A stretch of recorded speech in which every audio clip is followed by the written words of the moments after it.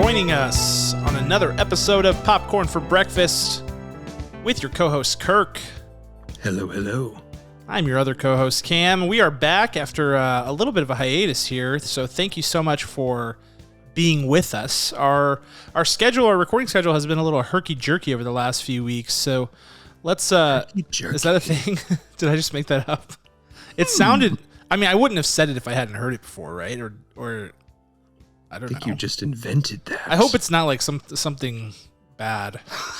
It's outrageously offensive. I'm not looking it up. I'm pleading ignorance. I have no idea what that saying means, but it has been nevertheless. And the reason for that is, so let's wind the clock back, like the Joker in The Dark Knight. Wind the clock back a year. These cops and lawyers wouldn't dare cross any of you. Right? How was that? How was my Heath Ledger? That was fantastic. Thank you. I've only seen that movie 5 billion times, so it's burned into my brain. But to go back, last week we streamed on Monday, and then Tuesday night, Kirk and I were lucky enough to go see The Batman before pretty much anybody. Before, I mean, at least the people in our screening saw it, and a few other people around the country saw it, but we saw it in IMAX. IMAX. And it was a mind-blowing, earth-shattering, gut-busting experience in IMAX, but we got to see it in an early screening there. So our plan was to review it Wednesday night and drop an episode.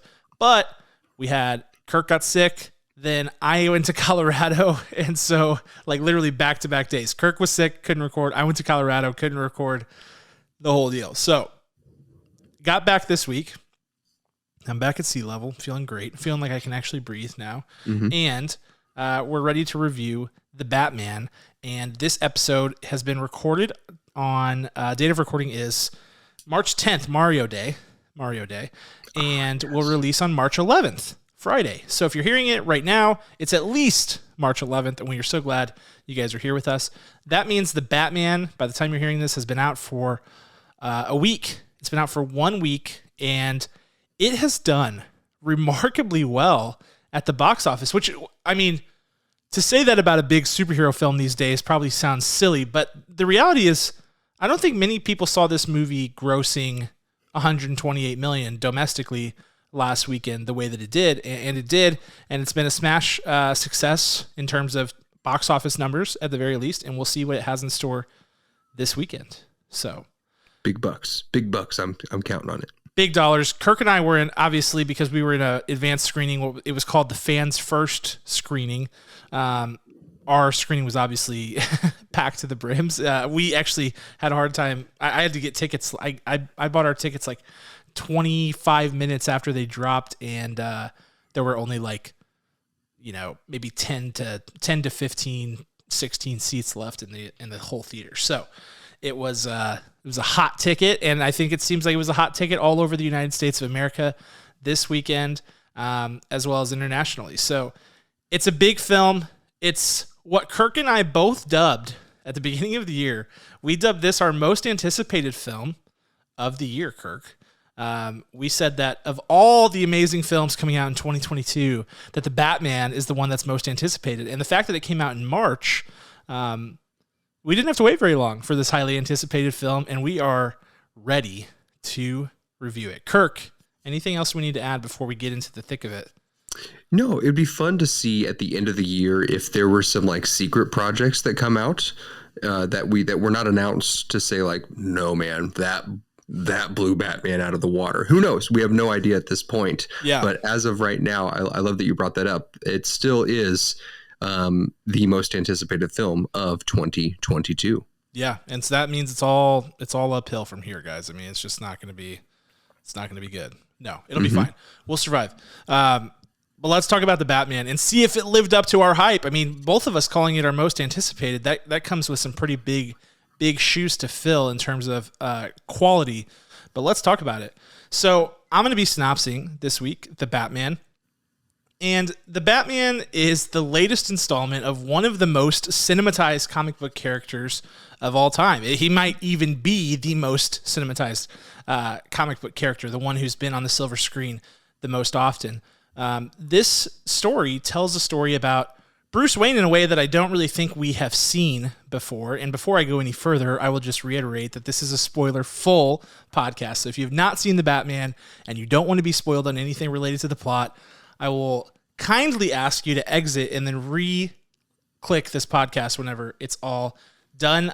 If you're watching on YouTube, same thing. Now's the time to get out before you get spoiled. But I really do think this is a different take on Batman than we've ever seen. It's a different take on Gotham City than anything we've seen on the screen before. And really the story here is that our Batman, our Bruce Wayne, is young. You know, he's sort of a younger version of Batman than I think we've gotten recently. And he is already into his crime-fighting career as the Batman. This is his second year on the scene, and he's come across villains already that we don't know of, but he's now faced with a new task of hunting down a serial killer known as the Riddler, who is taking credit for all these crimes that are going on all around Gotham City.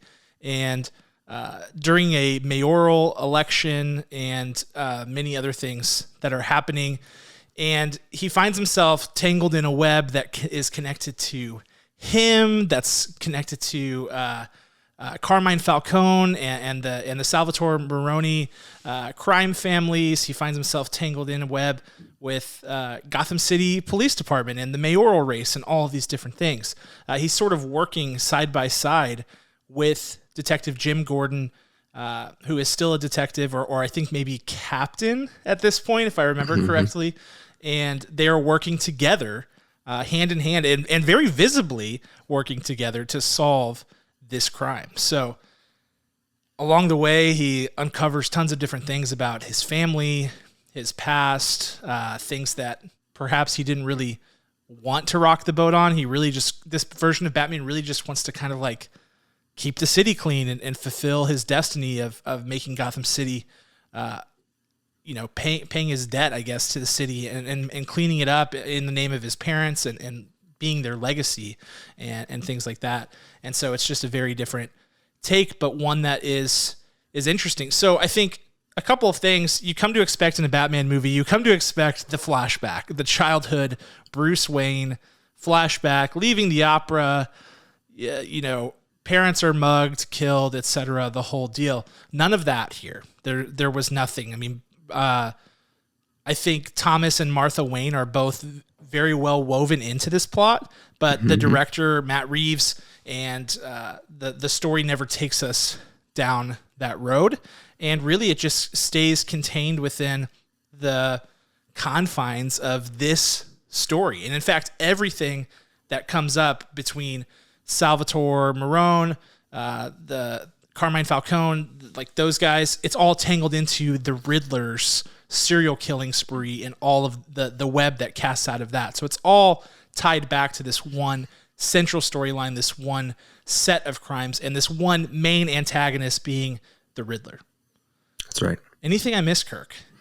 Yeah, you know what? Nothing that you missed. I think that they decided not to put the Wayne's murder in because they didn't want to go that dark. So that's why we saw, the musical number in this movie. Yes. We saw the bright, vibrant colors. Yes. We saw the Teletubbies made an appearance. That was shocking, but quite wonderful and pleasant and dear to me. So I think that's why we saw that. I also might want to say that I was hyped up on a lot of cold medicine when I saw this movie because my sickness was starting. So I may have had a different experience of the Batman than you. Yeah, I really liked the multiverse Batman that they did. The first Batman that sort of like jumped over from the multiverse was Will Arnett's Lego Batman. Yeah, and I thought that was a great way. Lego Batman, though. Yeah, I was glad that they added some levity to the film in that way and really like lightened things up. It was good.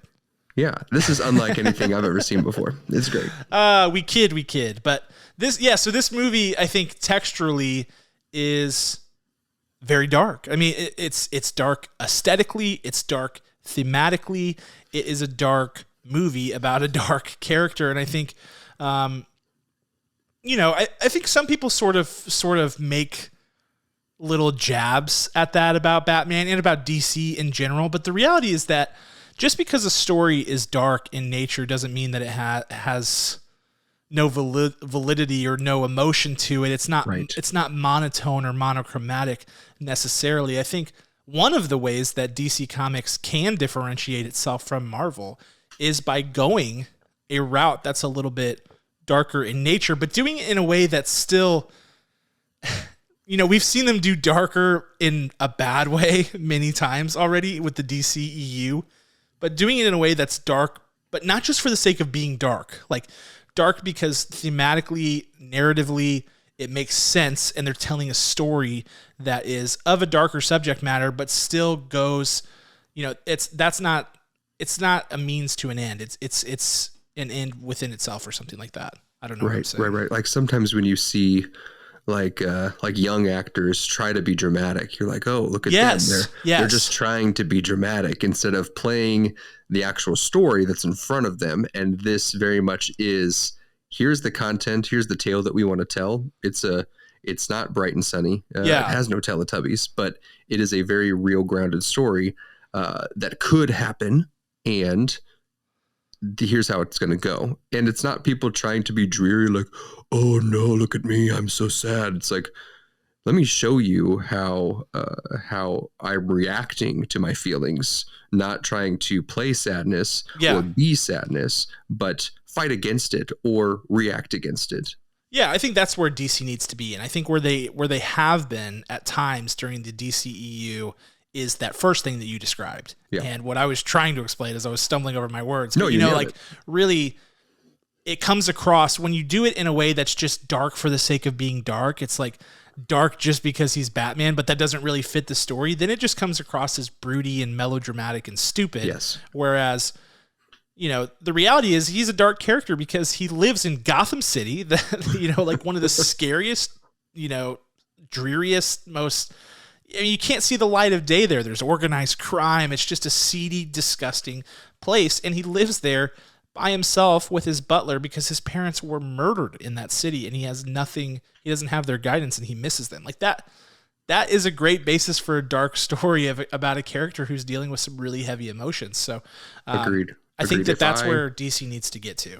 If I was also living in Gotham City, I think that I would be acting like this Bruce Wayne as well. I love that Gotham City always is Chicago in film. Like whenever I saw the filming locations, one of them was Chicago, I was like, yes, that's right. Like, because and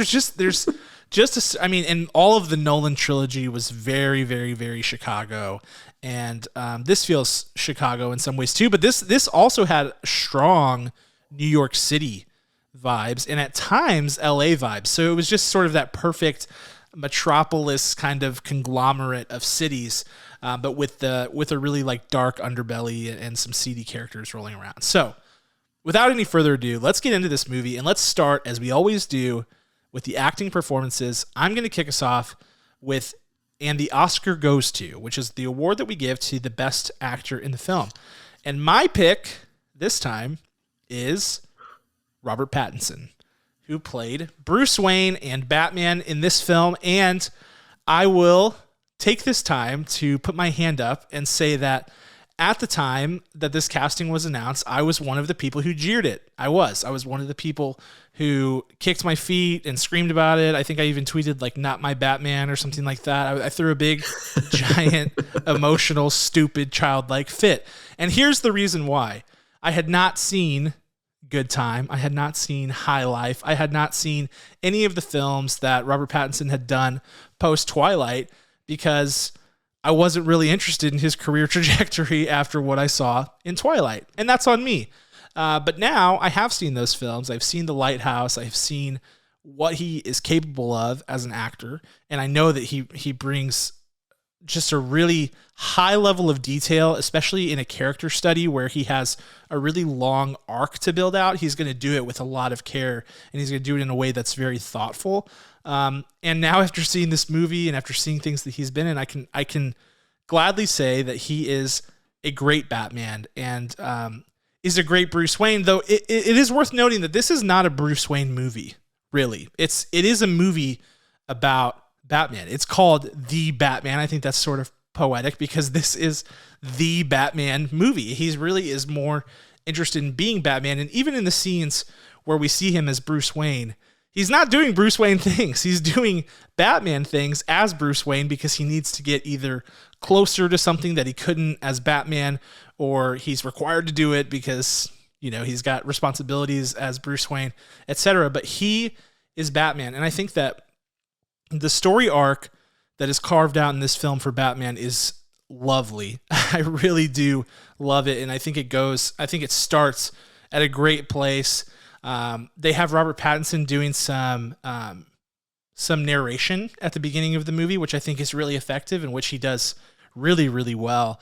And by the end of the movie, he's got a great arc built out. But what's really important about this story and this movie, and what's really important about Robert Pattinson and why I think he did such a great job, is that this is the first movie in what we suspect will be a 3-movie trilogy about this character. And so he can't have a full and complete character arc by the end of this, but he does have to have made progress, and the arc has to be self-contained and make sense within the film, which Robert Pattinson definitely did. At times, this performance is really understated and really nuanced. It's all by design. He is intentionally, I think, playing some of his hands close to the vest with regard to this character, because there's so much still to be done with this character in the future. But at no point do you feel like he's holding back. It's just that he is so obsessed, as Batman, so obsessed with solving this crime and so obsessed with being the hero that he feels like Gotham needs and deserves, and the hero that he wants to be. And that takes him to some pretty interesting places. And I think that when he starts to learn more about his family, when this whole series of crimes turns to him being a target, and Alfred actually gets blown up accepting a package for Bruce Wayne because the Wayne family is tangled up in the Riddler's whole web. When he has to come face to face with the family story, with his past, with his legacy, etc., the emotion is very real, and you can see the hurt, the anger, the sadness all at once in this very powerful scene that he has opposite Andy Serkis's Alfred. And also all the way up to when he finally gets the Riddler in Arkham Asylum and he's face to face with him and he's asking him questions. You can see just that this is a Batman who wants so badly to do good and is desperate to win and to fight. And ultimately he doesn't win because of the Batman that he is, and I'll get into that more later. But at each step of the path, Robert Pattinson is guarding the things that need to be guarded and unleashing the things that need to be unleashed out of his performance in order to make this story arc work. So it's really effective, and he does a really good job.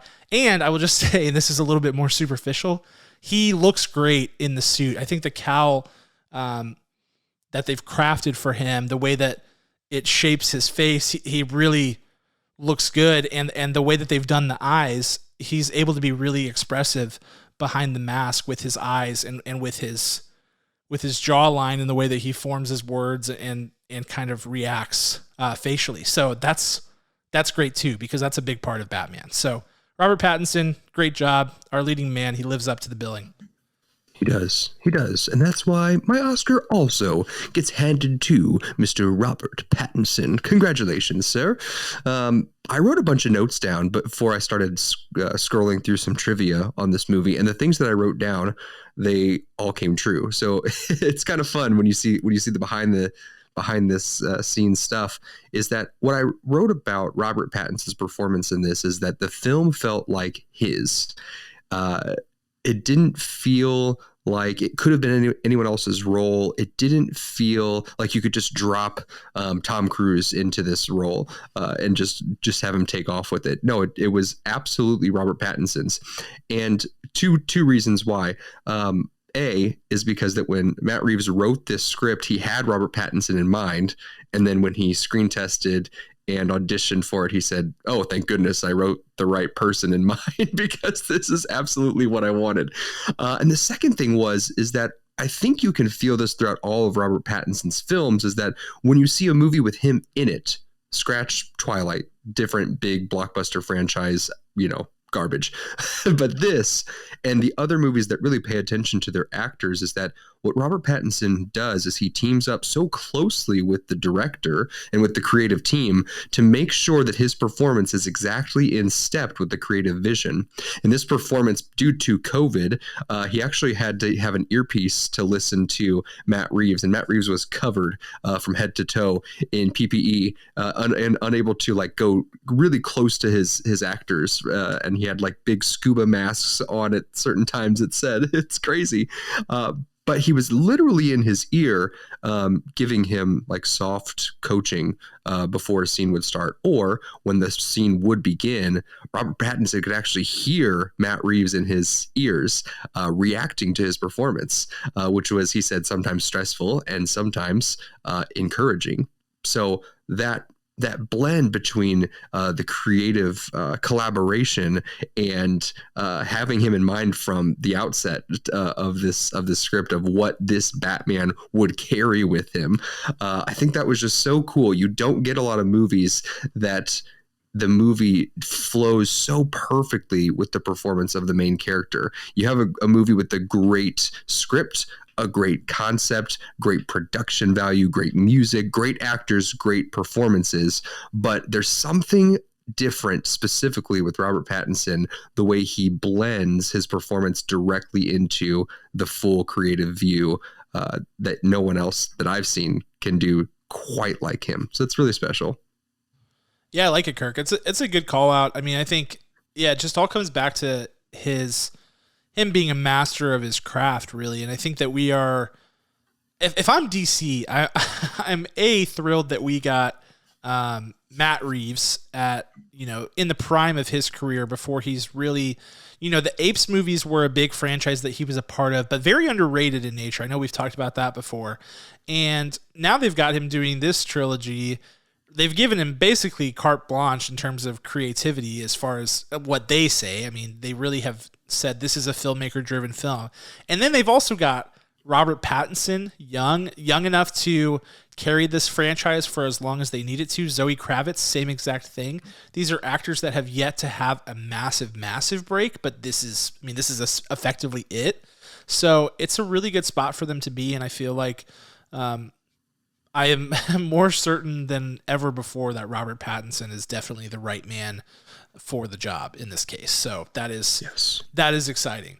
Moving along to Scene Stealer, I'm going to break the rules here and pick two. I've got two Scene Stealers for this movie. Nope, you cannot. Not tonight. I'm doing it, Kirk. I'm doing it. I'm vengeance. He did have a Batman voice too. I forgot to call that out. It wasn't quite the I'm not wearing hockey pads, but it was it was definitely a voice. I think there weren't too many scenes where we saw extensive, like, loud dialogue from him. But I think the scene with the Riddler in Arkham, when he's locked away in there, you can definitely tell that he's doing some vocal manipulations, and I dug it. Anyway, moving along to Scene Stealer, these are the people who had lesser roles but managed to really put their stamp on the movie, and I've got two. The first one is clear-cut, as clear as day, Colin Farrell as the Penguin, because this is a very transformative performance for him, and he's playing effectively like a New Jersey mob boss, right? Some guy who's in organized crime. This is a guy with gold teeth who gets his hands dirty, wears suits, and hangs out in seedy clubs, and all of the stereotypical things that you think.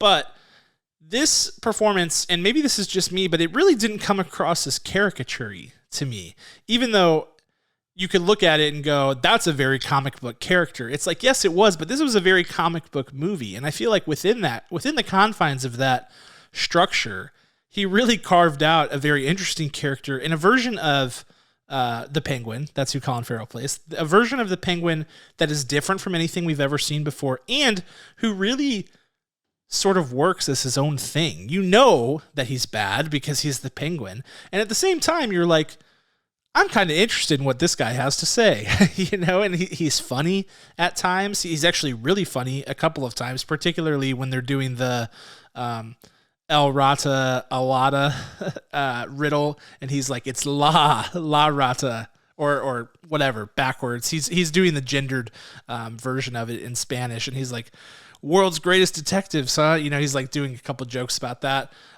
So he's funny. The car chase scene is fantastic, even if it's a bit overlong.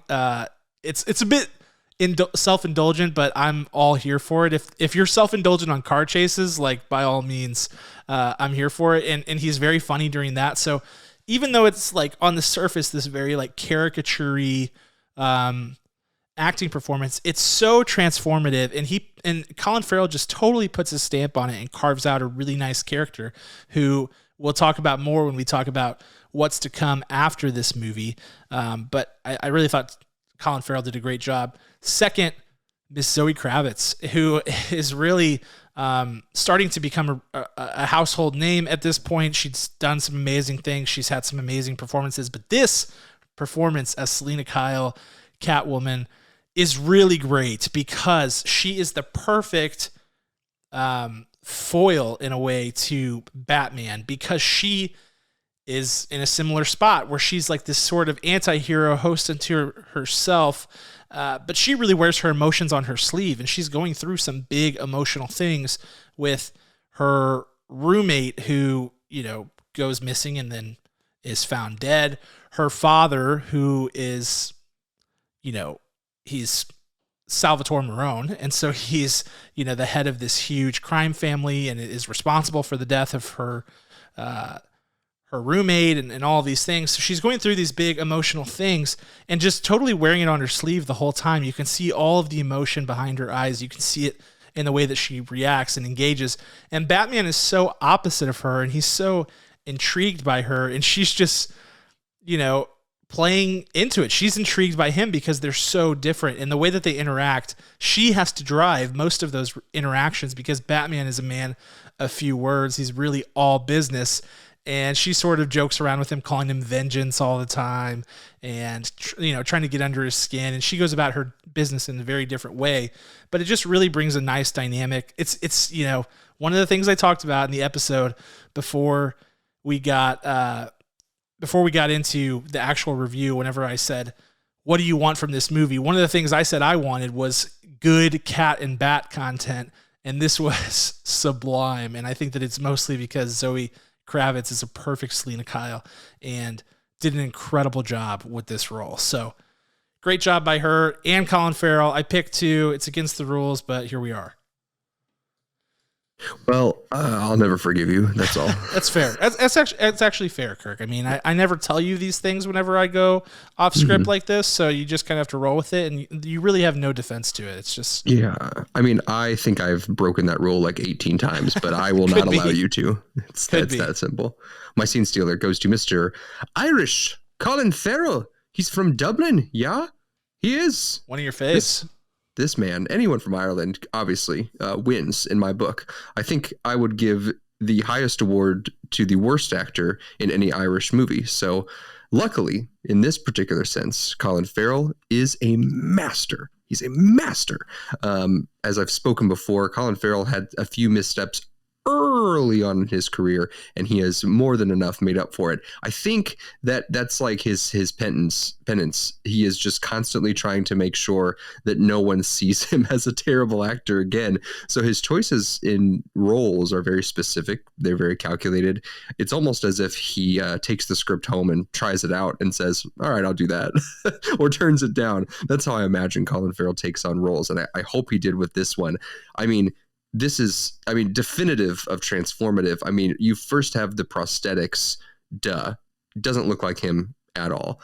But you have to be more than just prosthetics, because any actor can put on a mask and attempt to pretend to be something that they're not. But in this, you have every mannerism, every movement, a complete vocalization, dialect overhaul. Colin Farrell, I just want to be near you to just watch your process, because it's absolutely incredible. It is actually Academy Award nominate. I can't think of the conjugations. He should be nominated at the actual Oscars for Best Supporting when this rolls around, because it really was a sight to see. Some nuances that hopefully people caught. I mean, he is the Penguin at a point when he gets left by the Batman and by Captain Gordon at this abandoned kind of building that they all keep meeting at. He is chained around his hands and his feet, and he does a penguin waddle, but not super ridiculous. He does it as if, yeah, I'm chained up, but I can't move. There's so much evil in him that's just innate that you're like ready to uncover, because it's not just Danny DeVito Batman in Tim Burton's world was just an innately psychotic character. In this one, you're like, who hurt you? What caused you to be this way, Colin Farrell? I want to know your history. Tell me it. And layering all of that together, it's just that simple that Colin Farrell takes the win on my books. Love it. Yeah, and we'll talk about it more, but he does have a series coming up that's been officially greenlit. It's been in talks for a while, since before this, obviously well before this movie was released, but there is a series coming to HBO Max. Not sure. I mean, I assume Matt Reeves will operate as the showrunner. We'll sort of figure out as that goes on, but it will star Colin Farrell and it will center around the Penguin. So we'll get into that a little bit more later, but let's move into the production, talk about Showstopper and then Director's Shoe. So Showstopper is the thing about the movie. It can be a narrative tool. It can be a visual tool. It can be really anything that really sold it for us and made the biggest impact. So I'll kick us off here with Showstopper.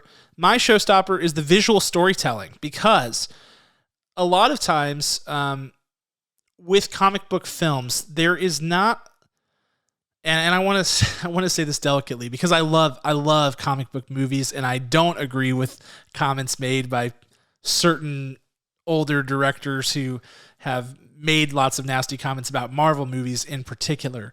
But there is an element of cinematic magic and storytelling specific to the medium of film that is sometimes missing from comic book movies, because they have so much they have so much character storytelling with the colors of the characters, their whole shticks, and the CGI and effects and battles that they do, that a lot of times it lacks some of the artistic storytelling and visual storytelling that you see in other pieces of cinema. And this movie was not like that. This movie had its own aesthetic, and it was very consistent and very carved out and very iconic in nature. And they do this great thing with visual storytelling specific to the world of Gotham City and how things work within Gotham City, but also specific to the Batman. And most of that storytelling is done with this theme. You might have, assumed this, light versus dark. There's this whole thing about light versus dark. In the opening narration, we hear the Batman talking about, how he strikes fear in the heart of the criminals all over the city. They see the signal, and when they do, they wonder if he's in the shadows, but he says, I am the shadows. And so that sort of leads us down this path where, okay, Batman is the shadows. So what does that mean? Throughout the whole movie, we see him as a silhouette many times. He's heavily backlit, and all you can see is his silhouette. But as the movie goes on, there's this theme that emerges of light, meaning a couple of different things. Some things that it traditionally means in most narrative storytelling, like truth and hope and things like that. And so there's this really nice arc where, Batman calls himself Vengeance at the beginning of the movie. Whenever somebody asks him who he is, he says, I'm Vengeance, and then proceeds to beat the crap out of a whole herd of gangbangers or whatever. And then, he's called Vengeance by Zoe Kravitz the whole time. And the Riddler calls him the Batman, and there's this whole name thing. But at the end, he steps out of the shadow. He chooses to go save the mayor-elect. And when he does so, he lights a flare right there to bring himself into the light and to show himself. And then at the end, there's this very iconic scene of him helping someone out of the now flooded Gotham City, and he's in the light. And the final shot we get of him in the movie is the light on his face. It's daylight. You can see him, and he's just looking up at the helicopters as they take people away to get medical attention. And so there's this whole beautiful thing about him transitioning from being vengeance and lurking in the shadows and then becoming light. And really the centerpiece of that and the catalyst for him making that transformation is the Riddler.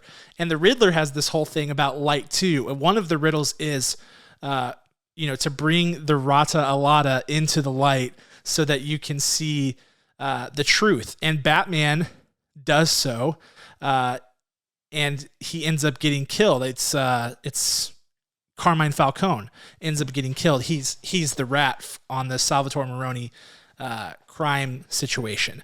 But he brings him into the light and he gets killed. And when he finally comes face to face with the Riddler, he realizes that the Riddler this whole time is thinking they're working together. He's like, you and me, we're the exact same. And that's when Batman realizes that if I want to be the hero that I need to be, I have to step out of the shadows. I have to be a symbol. And that's when he makes the full transition, lights the flare, and becomes the hero. After he's lost, he actually loses to the Riddler in this movie. And that combined with the visual storytelling that goes throughout, and there are tons of things that I haven't mentioned. But those are the main things that help seal it. But that combined with the Riddler, him losing to the Riddler, and then the theme of him transitioning, into this figure of hope and this symbol of justice and of truth, help him to sort of leave behind the moniker of vengeance and become something more than that. So it's really high quality storytelling, especially without a lot of dialogue that explicitly states that. And it's done really, really well. One might say that when he is backlit and he is standing in front of the light, that he is standing in the way of justice. Oh, he's definitely standing in the way of the truth. Yeah. I'll see myself out. That's good, Kirk. That's rich. I have nothing better to say than that moment in this podcast. That'll be the end for me. Okay, Kirk, but for real, what's your showstopper? My showstopper. Masks. Quite literally masks.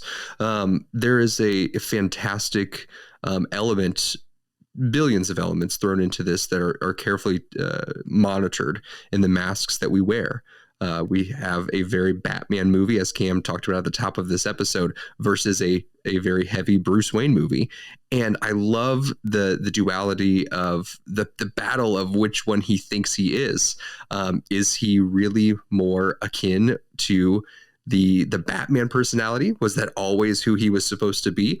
Or is he really Bruce Wayne? What is he? In this movie, I would venture to say that he is the Batman. We have the Penguin, obviously, and all these prosthetics. Very literally, he wears no mask, but what is he hiding? Why is he so out there and so in your face, and just this facade of richness and gluttony and glory of being at the top of the mob syndicate? What is he hiding with his mask? What he's showing us versus what we're not seeing? We have the Riddler, who's never worn a mask before, is masked for 90% of his performance, which is very difficult in my book, and I'll tell you about that a little bit in just a little bit after this. But he wears a mask. He has all of these tricks, these riddles to unveil, and then he finally does it. Catwoman, we see Zoe Kravitz wearing not only a mask. Her mask is very thin and very light. It's almost like she cut a sock and put it over her head. It covers very little of her face, and you'd be able to pick her out from a lineup immediately. But she also wears different getups with different wigs and different wardrobe that just give her this armor, kind of. That's what her masking does to herself. And then she just like destroys giant men who've been in the mob syndicate for a very long time. So the theme of masks, the element of masks was so well done and well played throughout every single character that we came across. And even in the finale, when the 507 Riddler followers come into the fold, they are all masked up just like the Riddler. That's who their leader is. They're thinking, this is the way. This is how we fight back. This is how we take our own form of justice, the twisted justice that they roped Batman into their web, right? the whole concept of masks, of who we think we are versus who we actually are versus who we want to be. Those are so well played in all three different roads or avenues, if you will, throughout the entire film. And there's no break. There's no like act one is everyone's kind of on this path, act two everyone's on this path, and act three everyone's on this path. They're all interwoven because they're all on different journeys, and that's what makes the masking of each character so fascinating to watch through this 3-hour ride of a movie. Yeah, that's a great point, and I love that theme as well. I think there's this whole thing with balance there too. We talk about light and dark. In the end, it's really not about being fully in fully the shadows or fully the light. He has to strike a balance, and it's the same with the mask too, right? Like, I think when Batman sees those Riddler followers and he sees the Riddler and how they're all covering their face, he has this moment of, I'm no better than them. We're Right. all doing the same thing, and these people could see me as one of them, just another masked psycho out there. Who is he doing good? Is he doing? Whatever he's doing, he's just inflicting his own sense of justice in the world with no oversight. And so I think he, at that moment, realizes, do I need to not be the Batman? No, but I might need to be the Batman and Bruce Wayne. He has that conversation with the mayoral candidate and who ends up becoming the mayor-elect for Gotham City. And she's talking about, hey, your family used to be really philanthropic, but you haven't done that in a long time, and I know you've got money to spend, and I can help you with that. And I think by him saving her, he's showing, okay, I know now that in order to be the hero for this city, I have to be the hero as the Batman and as Bruce Wayne, as the mask. And the Batman is actually not his mask, and Bruce Wayne is his mask, so he has to put on that mask. So it's very interesting. It's really good theming, really good thematic work and storytelling there. So good call. All right, let's move into director's shoes. My director's shoes is very simple. I think, in short, I would just call it trust your audience. I think there were two main things about this movie that felt out of place and that took away from it a little bit. One is the mystery ends up being a little overstated, that you can put the pieces together in your head to figure out that Carmine Falcone was behind the Salvatore Marone, that he was the rat, the Rata Alada. You can sort of figure that out as things go along. But they go as far as to have this big, long scene with Alfred and Bruce in the hospital to explicitly say that, oh, it's Carmine Falcone, a flying, a rat with wings or something can be a falcon too. And they have this whole revelation. But by that point, most of the people in the audience, I would have to assume, have figured this out. And we certainly feel like Bruce Wayne and Batman, the world's greatest detective, should have figured it out. So whenever they go that far and they have this big, long scene, and that scene has some rewarding qualities to it, but the fact that they have to go as far as to explicitly state, oh, it's Carmine Falcone, it felt a little heavy-handed to me. And it's not much. It doesn't take that much away from it, but it's like, man, it would have been cool if we just saw Batman go get Carmine Falcone. He didn't say anything about it, but he figured it out in his head at the same time that we did, because there is a moment where everybody sort of goes, click, the puzzle pieces snap together, and you go, okay, he's the rat. And it would have been nice to see them just commit to that and not feel like they had to go further to sort of baby step and spoon feed us the actual answer, because by that point you're ready to go. The other part is the Joker. They do this scene in Arkham with the Riddler where they heavily tease the Joker. They show a guy, he laughs hysterically, he talks about being a clown and all of these things. And it's like very obviously the Joker, but in the scheme of the movie, it feels very out of place. It's the one scene in the whole movie that to me feels off. It doesn't feel right. It almost feels like, and maybe this is me just speculating, and that's why I felt this way, it almost feels like Warner Bros. Doing classic Warner Bros. Things and being like, you need to tease the Joker. Batman fans are going to want the Joker, and you need to tease it. And I didn't want them to tease anything. I didn't want them to tease anything about a sequel or anything. I wanted them to lead us up to a sequel, but not tell us what's going to be in that movie at all. And it didn't need it. It just didn't need that scene. And frankly, I know you have to have the Joker at some point in the Batman trilogy, but like, we don't need to see him in this movie. We just don't. And I felt like that was the one thing that really, it was the only thing actually in the movie that I went, that doesn't fit. That's a bummer. And while as a Batman fan, I'm excited about the Joker potentially, I didn't want that scene in this movie. So it took away from it. It was the one part that took away from the movie. And I was like almost angry about it when it happened, because I was like, you're doing so great. But we'll see how much of an effect it had when I give my final thoughts and scores. But those are the two things. Trust your audience. Trust that we can figure out the mystery on ourselves with the clues that you've given us, and we can figure it out without Batman having to explicitly state who it is. B, have the confidence to finish the movie without showing the Joker, and just knowing that everyone will be okay as long as you tell a good story with good Batman content and wrap it up nicely. We don't need to see the Joker. Those are the two things that could have been done better. Mm-hmm. Word on the street is that Cam's score dropped 5 full kernels because of that Joker scene. Wow. You need to check your sources, Kirk. Oh, yes. My director's shoes. Absolutely. I have 3. Absolutely the back and forth hunt for who killed my father and my mother.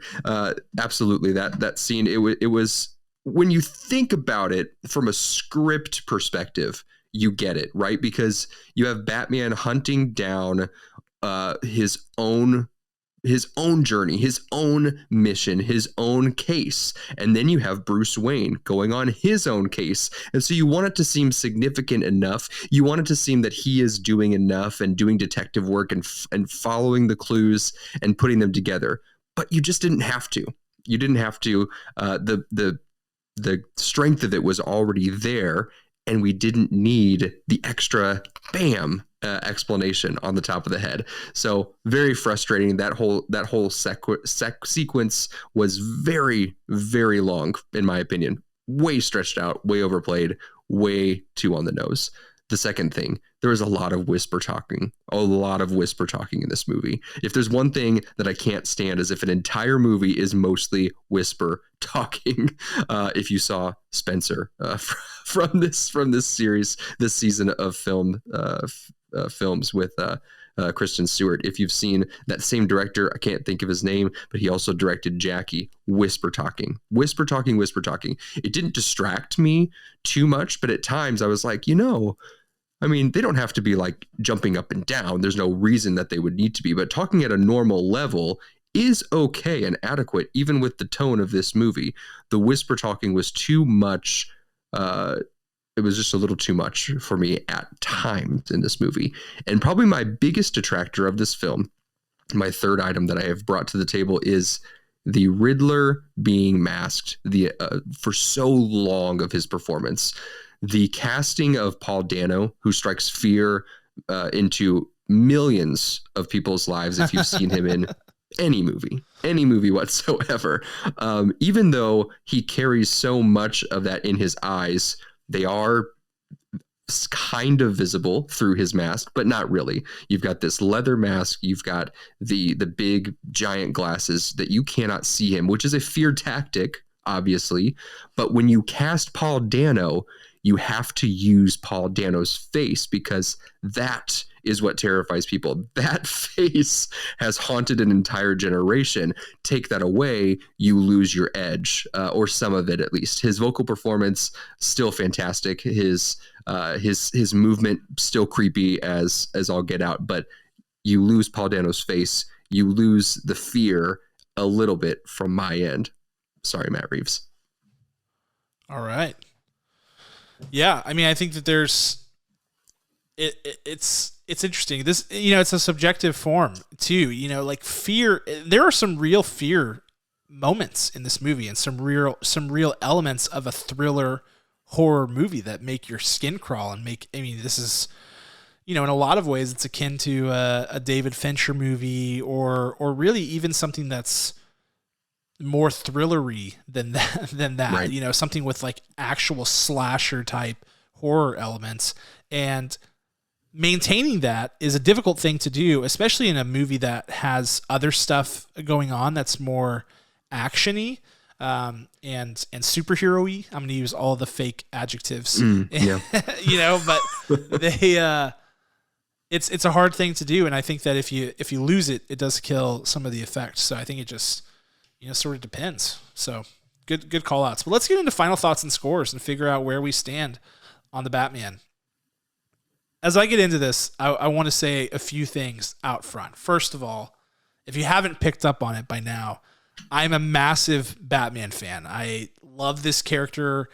This was my dad's favorite superhero. Of course, he was more with the bang, pow, slam Batman and the like, holy flying cheese curds Batman. You know, he likes the like, Adam West. Yeah, the Adam West, the more campy type, like blue and gray and underwear pulled up to here type of Batman. And that's all fine and well. But, you know, my dad, early on, I had all these different favorite superheroes, and I loved the ones that had the most insane powers in the world.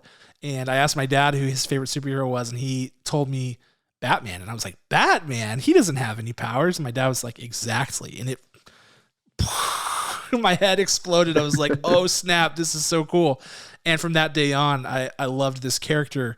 And then, you know, with my cousin Zach, reading all the comics from Frank Miller and Jeff Loeb, late 90s, early 2000s, falling in love with this darker version, this more cynical and realistic sort of version of Batman. I just fell more in love with this character. And then the Chris Nolan movies. I mean, I am all about Batman. And the way that this movie is crafted, it is like someone catered it specifically to me. I mean, it's laughable how much this movie is catered to me. Like, as we walked in to our fan first screening, they gave us a reprinting of the first issue of the Long Halloween comic by Jeff Loeb and Tim Sale. And I'm like, that's, you know, that's exactly my experience with Batman. Those are my guys right there. And so, you know, you add in the fact that the movie is directed by Matt Reeves, one of my favorite directors, has a cast of people I love, from Jeffrey Wright, Andy Serkis, Colin Farrell, Robert Pattinson, Zoe Kravitz.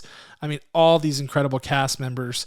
A score written by the incomparable Michael Giacchino that is iconic and sweeping and breathtaking, and thematically so rich as well, because it does the whole like dun dun dun dun, which is like very dark and like gives you very sinister sorts of vibes, but the whole thing sort of goes up chromatically and gives you this like tinge of hope, which is sort of what this whole movie is all about in a way. So it's really beautifully done. And then you add in Something in the Way, Nirvana, like the whole thing is so it's grunge and it's Gotham and it's just Batman. It's Batman as I know Batman. And so for that reason, I absolutely loved it. And is it a perfect film? Certainly not. I mean, Kirk and I both just pointed out a few things that we didn't like about it. Even beyond those things, I would say the movie is definitely a little self-indulgent at times. So taking scenes that could have been shorter and making them longer. A car chase scene could have been shorter, making it longer, etc. But even the things that they were self-indulgent on, I'm like, yeah, I could watch this all day long. Like Penguin and Batman in a car chase scene, please. I would watch 3 hours of this. I would watch, you know, endless amounts of dialogue between Alfred and this Bruce Wayne just to be in that world. So even the parts that are a little self-indulgent, I find myself loving. And the fact that this is just a really thoughtful, masterful, emotional crafting of Batman for the silver screen, it just makes it a really, really, really good product as far as I'm concerned. And I think it will lack a little bit in terms of mass appeal, because I think so to be in love with this movie, you have to be in love with Batman.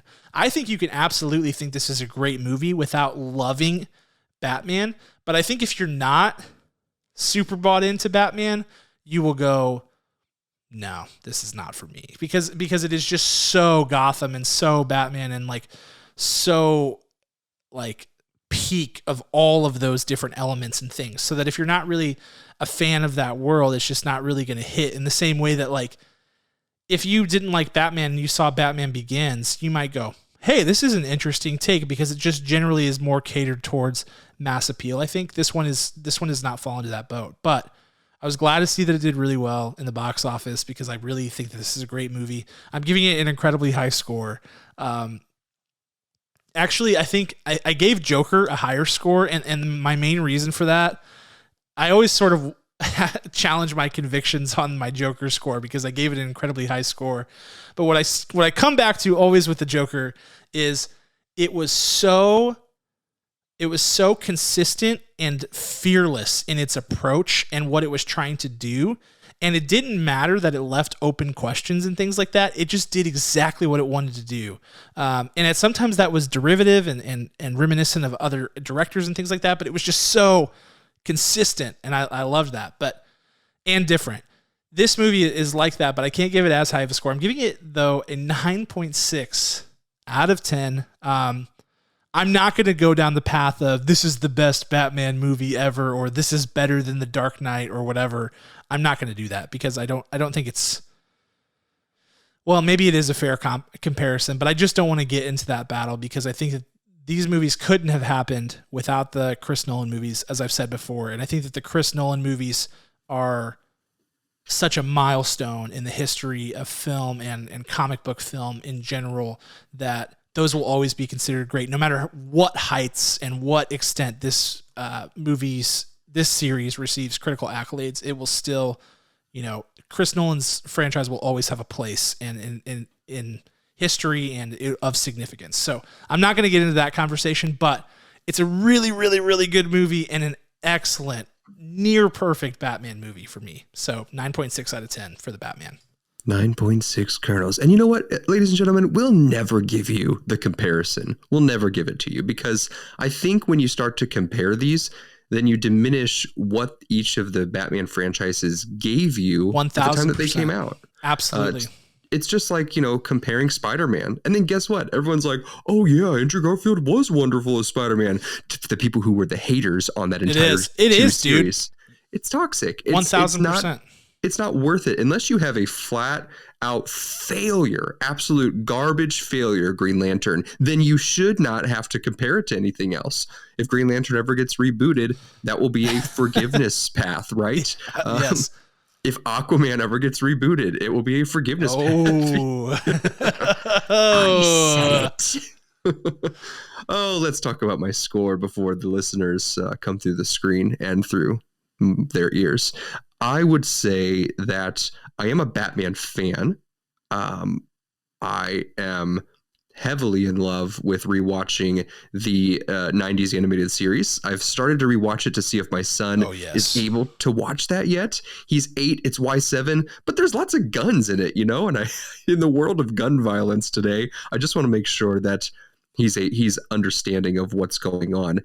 So I really, really am enjoying that rewatch. I'm really, really, at the same time, I'm rewatching Batman Beyond for the 100th time. I think that this character is so fun to be sad with in the craziest way, because you just think, what's one of the worst things that can happen to a kid? Oh, his parents are taken away, right? Not taken away, murdered in front of him. And so you put yourselves in his shoes. You're like, what would you do? You have an endless amount of money. You have an endless amount of time and resources. Your parents are gone. How do you react? You would like to think that you would react like Bruce Wayne does. We love to be sad with him. So to go on this 3-hour journey of his sadness and figuring out those feelings with him, it's an incredibly fantastic concept.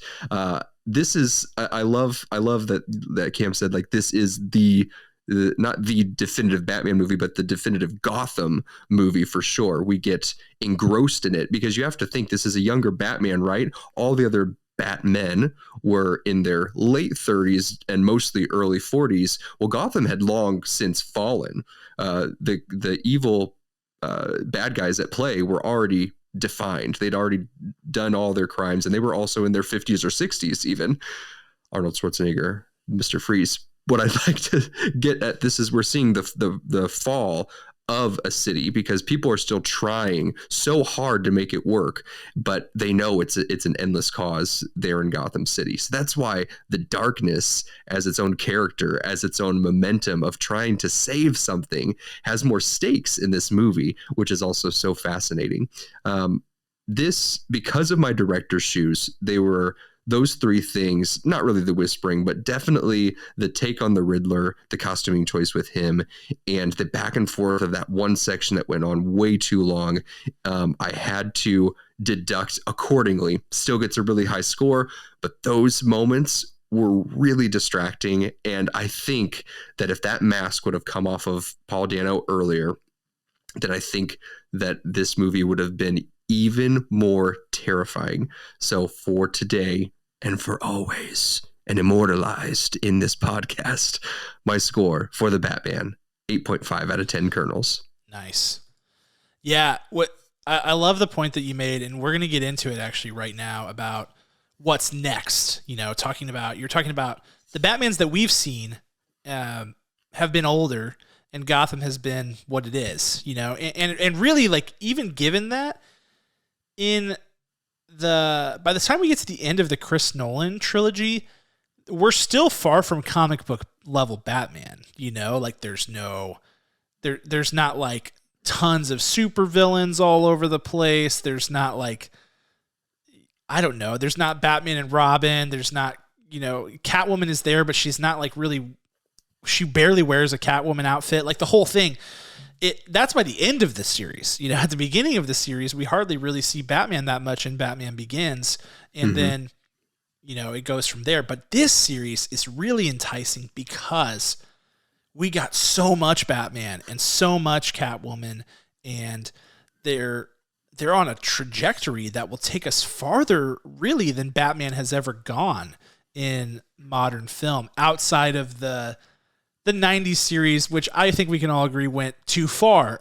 You know, some of those movies, Batman and Robin, namely, and at times Batman Forever and the like. But this gives us a chance to really, at the end of this trilogy, have a lot of different things up in the air. And maybe it's not a trilogy. Maybe it's 4 or 5 films. Maybe they do a Bond type 10. thing. I don't know. They could go 10 films. They could go far with it, but you know, they've already planted seeds for Penguin, Joker, the Riddler is still out there. You know, he's locked in Arkham. Catwoman.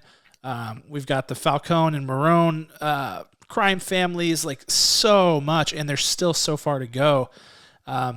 It's exciting. So let's talk about what's next for this series. So let's start with the things that you always think about after watching a big franchise movie. First of all, and I'm going to share my screen here.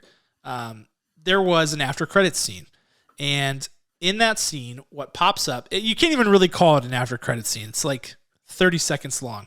You get the sort of like, what do they call that when you have like, command center or something like that on your computer open? CMD. Yeah, where you can like enter computer commands, like back-end commands into your computer. Yes. It's got that with the question mark blinking, and then it just says goodbye.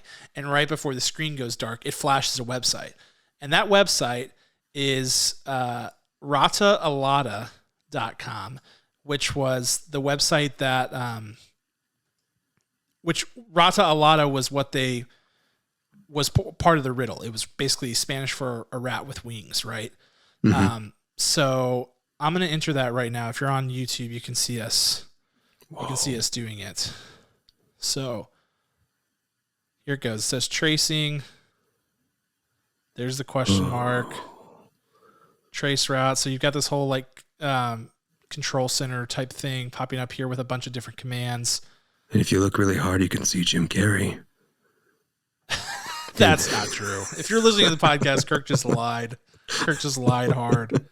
Then it says click for reward, loading 91%. And if you click it, you get this cipher. So Kirk and I, obviously, I don't even know, can you even see the cipher right now? No, you can just see click for reward. So Anyway, I'll let me share the other tab with the cipher on it. 1 second. Doing this live. I feel like I'm at work. Like, all right, guys, I'm going to share my screen real quick. Can you go back a couple of slides where you expressed? Yeah, so you can't really see it that much here, but it's a cipher. Kirk and I were not smart enough, or maybe we were smart because we decided to let somebody smarter figure this out. Basically, what this has been figured out to say, and we assume this is from the Riddler, it reads, "You think I'm finished, but perhaps you don't know the full truth. Every ending is a new beginning. Something is coming." That's what it says. So very vague, very, very ambiguous. But as with all Batman villains, Batman does not kill. He doesn't kill in this movie. He doesn't, he really doesn't kill anybody in this movie. In the old Batman trilogy, you could argue that certain people died at the hand of Batman, aka Harvey Dent. There are others who indirectly die at the hands of Batman and things like that. But Batman really doesn't kill anybody in this film. So with that being the case, the Riddler is locked up in Arkham Asylum, but as we all know, that's far from a sure thing. So my first question to you, Kirk, is how big of a role does the Riddler play going forward in this trilogy? Do you think it's a situation where they just sort of build up to this big, like, all the baddies get released from Arkham and he has to defeat all of them type thing? Or do you think that he will play a role in each subsequent film? I think he plays a role in each film. I think that he would play some sort of like a mentor, or you see him crafting his next big break, or he had yet even another big plan after the explosions that were going off when he was in prison, that there is still something up his sleeve. So in the second one, it's dialed down. You don't get enough of him, but you still get forward motion with him. And then I think he returns. I think he is the biggest bad. I think potentially that Joker might be in number 2. And I think Riddler comes back with at least one other villain in the third one, whoever that may be. Yeah, I think it'll be interesting. So the other thing to layer on top of this is that there will be at least 2 spin-off series that are coming to HBO Max. One is the Penguin series, and the other one was previously described as a Gotham City Police Department series that Matt Reeves has said recently has sort of evolved more into an Arkham Asylum series. So if that's the case, you have to figure Riddler is definitely factoring into that series and will certainly play a role in that and how it plays into the other films. But I'm not certain that who's going to be the villain in the next movie, but I agree with you that I think that Riddler will have some role. You know how like Scarecrow kind of had a role in like every subsequent Batman movie? I think that these guys don't go away and they matter. The way Cillian Murphy just kept showing up, you're like, oh, it's him. He's back. Yeah, like, dude, it was always so exciting. Yeah, when he is convening the courts of the Gotham City people in the third one, it's a big time Leo DiCaprio meme moment where you're like, oh. So that's pretty great. Let's talk about the Joker. So without a doubt, this Gotham, this Arkham, what do they call him? Unnamed Arkham prisoner or something like that. Yes. Which we'll get into it, but whoever this person is certainly the Joker. Now, here is the thing about the Joker. The heavy speculation is that it's Barry Keoghan, who is in Eternals, The Green Knight, lots of other things. Look him up. You've seen him. He's been around. And at face value, you go, that's a darn good Joker casting.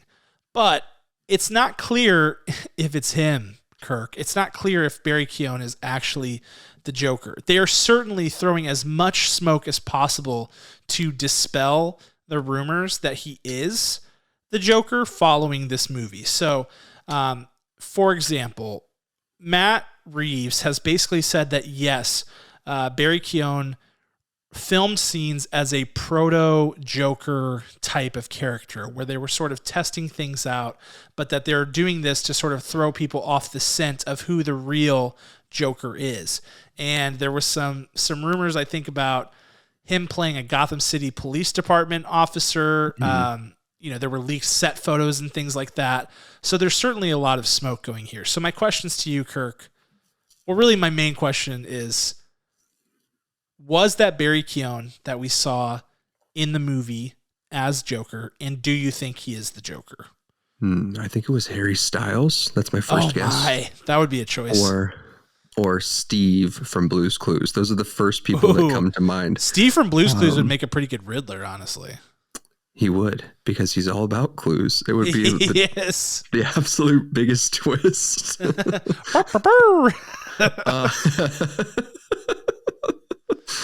That is the answer to the riddle. At the climax of the third film. I kind of do think it is Barry. I really do. I'm biting on that because I've seen him in a number of films. Yeah. And granted, I could only see his forehead, eyes, and kind of the illusion of some sharp teeth, almost like a Cheshire cat situation going on in that scene in the prison. I'm buying it. I'm buying it that it's him. Yeah, so whoever it is wearing heavy prosthetics, no matter what. That's a given. And, I'm not at the point that you're at where I think Joker is the villain in the next movie. I think that it's possible we get a taste of Joker here, a taste of Joker in this Arkham series, maybe a taste of Joker in this Penguin series. Matt Reeves, in fact, said that Batman has already crossed paths with this Joker, off screen prior to us being clued in his first year of crime fighting. And that's, I guess, why he's in Arkham Asylum. So this is also probably not a full-fledged Joker yet, if that's the case too. So it's very interesting. I think they really want us to believe it's Barry Keoghan. Either that or they're doing a really bad job at hiding it, because why credit him and why have him show up to the premiere and why credit him as unseen/unnamed Arkham prisoner or something like that, and then allow all of this stuff to swirl. I really think that they want us to think it's him, and that could be just because they're trying to test it out, or because it really will be him. I don't really know, or they're trying to bait and switch us, but I don't know where I'm leaning yet, Kirk. I really can't decide, but I know that he's going to be involved in some capacity. Right. Yeah, whether it is full blown or not. I mean, there are enough villains out there of Batman, but we really think about, just 3, and there's so many more. I mean, I pulled up a list here. We've got Man-Bat would be fascinating to come on here. Harley Quinn could very well make her own appearance, not Margot Robbie, or maybe Margot Robbie coming into the fold. We've got there is the option of having Deadshot appear. That was if it was the Ben Affleck Batman, right? Or Deathstroke. Yeah. Mm-hmm. Deathstroke. Was he going to be? Deathstroke was going to be the Frank Manganiello, or what? How's his name? Oh yeah, that guy. But here's who I would like to see. I would like to see the Calculator, the villain, the Calculator. Nice. Calendar Man. The Condiment King. The Condiment King, Clayface 2 or Clayface 3, but not Clayface 1. I don't want to see Clayface 1. You don't want to see Clayface 1, sure. There's also Clayface 4 and 5. What? Listen, man. Oh my gosh. There's also the Electrocutioner. Yes, the Electrocutioner. That's good. And but what was the one? This was fascinating. Ratcatcher actually was a prominent enough character in Batman's path that crossed, to speak in perfect English, that we saw in the new Suicide Squad film. So it's something about that'd be pretty fun to see the Ratcatcher come across over here and battle it out. Could be. We'll see. I mean, my picks, one would be Hush. One would be potentially Mr. Freeze, potentially. Unfortunately, I don't think they can do Bane because Bane has been done. Right. And I don't know that there's a huge appetite for Bane, to be honest. And I feel the same way about Two-Face. I think there is an appetite for Two-Face, but I just don't know if you can do that. But there are certain villains that you can't really do, I feel like, in the confines of this world. Like, I feel like Poison Ivy would be hard to pull off. I feel like Clayface obviously would be very difficult to pull off, and there are a few villains that I think are just a little less grounded that will be harder to pull off. But yeah, I'm not convinced that it's going to be the Joker in the next movie, and I don't really view Deathstroke as like a Batman villain per se. Like it's almost like Kingpin with Spider-Man. You know, like I don't always view that like, can he be a Spider-Man villain? Sure. Could Deathstroke be a Batman villain? Absolutely. But I don't really view him as that. And he is cool aesthetically and just as a character, but we'll see. Other things. What's your take on the spin-off shows? Do you feel like this is a good move? Do you feel like this is a bad move? Like what's your feel for it, and how closely should they tie into the movies? I think they should tie right into the movies. Basically, if they are planned, right? So if they are limited series and the end of them, the latter half starts to integrate right into, I think that's acceptable. If there are 2 to 3 seasons and you find little breadcrumbs into it, I think that's fine. I don't think there should just be an open-ended, let's do this as long as we can. That will fail. I think the Penguin has an easier concept to write. Obviously, it's a crime, it's a mafia situation. I don't think the cop situation is going to work because we had, Gotham on, I think it was on Fox, that ran. People liked it enough with, Ben McKenzie, but I don't think that one will really last. Hard pass. Apologies to anybody who likes Gotham and or network TV, but that was rough. That was rough for me. I am a major hater on network TV, like the biggest hater. So if you are a fan of network TV, just plug your ears. I can't handle it. Yeah. Cam's origin story is how much he hates. That's my TV. Villain origin story. It's going to be me taking down all of the major networks just through bad word of mouth and tweets. What show was it that sent you over? Gotham might have been it, to be fully honest with you. Like, that might have been what did it for me. Yeah, I don't know. I don't know which way they'll go for it. I feel like with the shows, and we can leave it with this, I feel like the shows are high ceiling, low floor situations where it could be awesome and the ultimate enhancer for the movies and a way to really get immersed in the story and to stay connected with the story in between films, or it could be distracting. And if those shows suck and then they have to tie them directly into the movies and then they have to make the movies reference back to the shows, it could be like youch. Yeah, that's so true. I have faith because one thing that's very clear from this movie, and I don't know why I'm holding this Sharpie. I've been holding it this entire time. I don't even know where it came from. I like it. But one thing that is clear is that Matt Reeves has a hyper-focused vision for this character, this story, this arc. So if he's behind all of it, then we know that it's going to probably stay the course, hopefully. But we'll see. That's the Batman. That's all we've got to talk about this week. Thank you guys so much for bearing with us through some weird scheduling stuff and for listening to our review of the Batman. We'll have another movie review for you as well as some movie news next week. We'll try to get back on our normal schedule. We will be reviewing next week, and I haven't even told Kirk this yet because I just assume that it's a foregone conclusion. Let's say it on 3. Let's see if we say the same movie. No. On 3 or 3 then the movie? What 3 do you then the movie, yeah. Okay. 1, 2, 3. The Turning Adam Red. Project. No, Kirk. It's got to. I think we have to review Turning. We'll ask on social if we're going to review Turning Red or the Adam Project or both.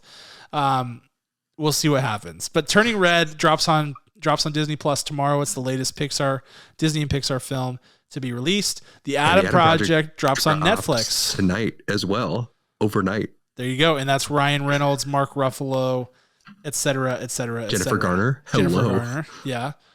So we'll see. Well, me and Kirk will literally fist fight to figure out what movie we'll be reviewing, but it will be one of those two things. So be sure to stay tuned for that. As a reminder, you can listen to us in podcast form on Apple Podcasts, Spotify, Google Podcasts, Stitcher, etc. You can watch us if you're used to listening, and I know many of you are because we used to be just a podcast. You can also watch us on YouTube. When we stream on YouTube, Twitch, and Facebook simultaneously. We do that on Monday nights. and stick with us. We've got some exciting stuff coming up, not just whatever we're reviewing next week, but also Moon Knight is coming up soon, which means Spilled Popcorn will be coming back. We've got a lot of exciting movies coming up, including Morbius, Sonic the Hedgehog 2. We're less than 2 months away from Doctor Strange and the Multiverse of Madness, so there's going to be a ton of really fun movie content. Not to mention the Oscars are just 2 weeks away this Sunday. So 2 weeks away from this Sunday, we'll be talking about the Oscars and doing some streaming and stuff around that.